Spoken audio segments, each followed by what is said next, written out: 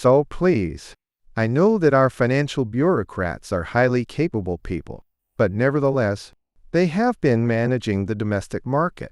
Therefore, their mindset in managing the domestic market must completely change, because now, the concept of nationality disappears. So this is not the time to be arguing over whether it's right or wrong.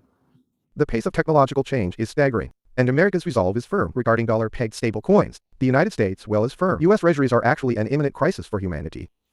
If they go through with a shutdown, they won't increase the debt ceiling, so as it shuts down, the ruling and opposition parties will reach a dramatic agreement to raise it. But that means there are more government bonds, which means interest must be paid. To pay more in interest costs, they'll have to cut defense spending, and if defense spending is cut, they won't be able to project military power across the 5 oceans and 6 continents. The U.S. cannot project its power across the 5 oceans and 6 continents. Free trade will disappear.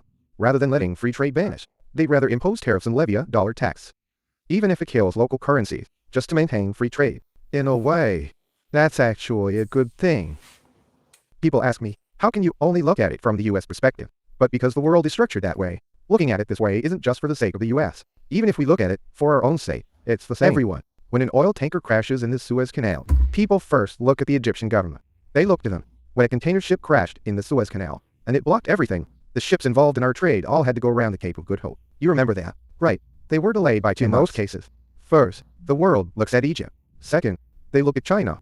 Third, they look at Russia. Fourth, they look at the U.S. Fifth, they look at the U.S. Everyone. What's the answer? Isn't that Egypt? Egypt. But you could be looking at Egypt.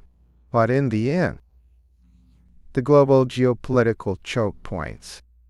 The Strait of Gibraltar is British territory. That's how much it connects to the Mediterranean and was considered a choke point in the past. But now, we leave that out. Global choke points. Suez, Hormuz, and Malacca. The interests of Suez, Hormuz, and Malacca are this place isn't Europe. It's East Asia. 70% of global semiconductor production, 70%, 30% of industrial output, and 25% of energy consumption are accounted for by the entire Korean peninsula, just the southern part of the peninsula. Japan, eastern China, the east coast, and our west coast. Then there's Taiwan. It all happens here, right here.